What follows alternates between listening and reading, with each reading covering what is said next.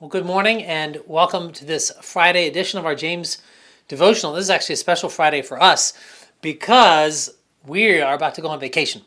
And so we're going to take a week off. But the James Devotional is not taking a week off. In fact, you get a special treat.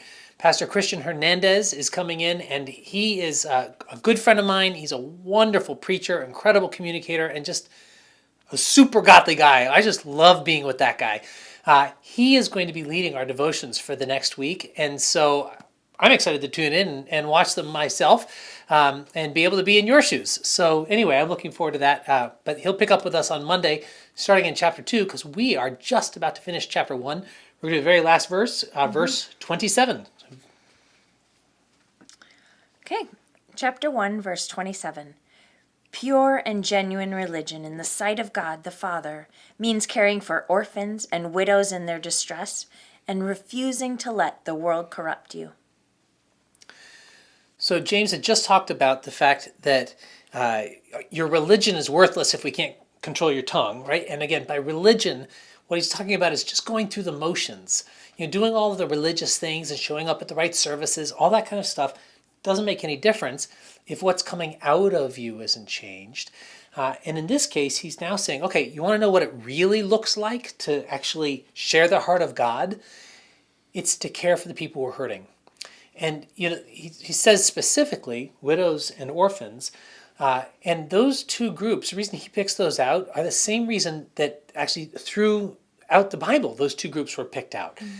The way that the society in Israel worked is systemically those people end up being kind of marginalized in their system. And so that they were the victims of a lot of injustice and a lot of oppression. And there's not a lot they could do about it. And so they were suffering not for their own fault. And so some of you will remember, it's actually, I got it written here somewhere. In Psalm 68, God says that describes himself as the father to the fatherless, a defender of widows, right? There's that same pairing. And Isaiah, Isaiah chapter 1, learn to do right, seek justice, defend the oppressed, take up the cause of the fatherless, plead the case of the widow. That throughout the Bible, the sign of sharing God's heart is caring for the people that God cares for, which is everybody, but especially those people who are being marginalized. It's the least, it's the left out, it's the overlooked. Those are the people that God really cares about. And so I think for all of us, there's this challenge, not simply to worry about being righteous ourselves. That's what religion can sometimes make us actually more self-centered and self-righteous, is to start caring for others. And I think in our society, that isn't just widows and orphans. Actually, today, we've all been learning about the systemic injustices that are happening to people of color. There's systemic injustices to people with disabilities. I mean, so many different kinds of injustices that a lot of us have learned to overlook. And God says, no, if we have his heart, we're going to be caring for those people. That's what it looks like to follow Jesus. And it's not easy. I mean, it's the speaking up and it's the doing. And so does take work, but it's so, I think it shows the love of God in each one of those things. Yeah. This verse obviously is one that has been important in our lives. And many of you know this story, and I'm not going to tell the whole thing, but there was an opportunity at one point. We already had 3 kids. We got an opportunity to adopt 3 more. It's kind of very abrupt. It was 3 teenagers who had just been brought over from Africa, and they didn't speak our language. It was this big challenge. And for a million reasons, Michelle immediately had the heart, yes, of course, that's what we're going to do. I did not have that heart, to be honest with you, right away. And I could just think of all the reasons why this was going to be really hard and painful and costly and, scary. And just I had made a million reasons why it didn't make sense. But I had learned that these kids were from a tribe of Christians, many of them whom were killed because they were Christians, right? They're put into churches and burned. And, at High Rock, I give the privilege of baptizing a lot of babies. And every time we do a baptism, we, as the church, we make a promise together to care for the child, to help raise them up. But of course, I'm baptizing the children of engineers and doctors and lawyers. And And I realized I'm probably not going to be called on to take up that promise in a very sacrificial way. But I realized there were a whole bunch of people in a room back in Uganda who made that same promise about these kids. And pretty much everybody who was in that room who made that promise that day is now dead. And I had I felt like the Holy Spirit really spoke to me and said, hey, this is the moment, this is the moment you keep the promise. And either you move forward with this or you don't ever make that promise again. And I realized, this is the moment that we are the church. And so for us, that has really obviously changed our lives in a huge way. But I don't think really this is the only way to follow God. And in fact, I don't think it's the best way to follow God. I don't think there is a best way. I think God calls each of us to serve. God calls each of us to sacrifice. God calls each of us to give. God calls each of us to love.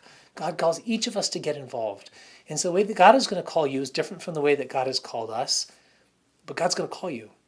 And if we share the heart of God, we're going to be going to the people who are hurt and the people who are least and the people who are left out. And it's going to cost us.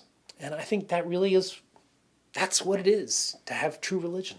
I love seeing where the heart of God is in people, like in our community, like Jean Sacarella with, the refugees on the border of Mexico, and Karen Menengini and so many others for the so many of our neighbors. Yep. Neighbors, and then the special needs ministry. And I love seeing where God has put on his heart on other people, and how they're making really difficult choices and having to sacrifice a lot in order to care for those who are marginalized, who need that extra help. Yeah. It's funny, there are so many people in our church who are actually doing pretty radical things, giving generously, being very engaged in a lot of ministries. But most people in our church don't know about the other people who are doing it because they kind of keep it quiet. The way that we decided to get engaged turned out to be hard to cover up, right? People notice us, we stick out. But there's a million people who are quietly doing something beautiful and sacrificial. And I'm just so encouraged for the same reason, being around our church, because actually, you know why? I think I do get to see in the hearts in the lives of many of our people, I get to see true religion. I get to see true faith. And I feel blessed by just having the privilege of witnessing it from up close. And we know how hard it is. So we know that they're really having to make difficult decisions. Yeah. And we know, as we would attest to ourselves, that there's so much life. You give your life and you get so much life. And all of these people keep doing it because, it's so costly, and yet they get so much because we experience solidarity with God. We're a part of what God is doing in the world, each of us in our own small ways. James says two things. Pure religion is caring for the widows and orphans, really caring for any of these people who are marginalized and excluded in society, and keeping ourselves from being corrupted by the world. And I feel like the other side of this is that side where I say, hey, I want to become like what the world is. I'm going to keep up with the Joneses. I'm going to keep up with the Kardashians. I'm going to do whatever, I'm going to have what everyone else has. I'm going to live like everyone else lives. I'm going to live for me. And I think that spirit is the opposite of the spirit of going out and joining Jesus in caring for other people. And I think what we want to do is figure out, how do I not try to be like the world and try to be more like Jesus? Not as hey, maybe if I'm good enough, God will like me, but because I am beloved, how do I now share with others the love that I myself have received, share the grace, share the adoption, share the inclusion that I myself have received? I think that's what it really is to follow Jesus in a lot of ways. Well, that's going to wrap it up for chapter 1. Chapter 2 is actually going to pick up right on this note. In the very beginning of chapter 2, James got a lot to say about rich and poor, and he's really going to dive right in. And I look forward to hearing what Christian's going to do with that, because I know Pastor Chris has got a lot of thoughts about that. So anyway, I look forward to watching it with you next week. Friends, I hope you have a great weekend and a wonderful next week, and we'll look forward to seeing you when we get back.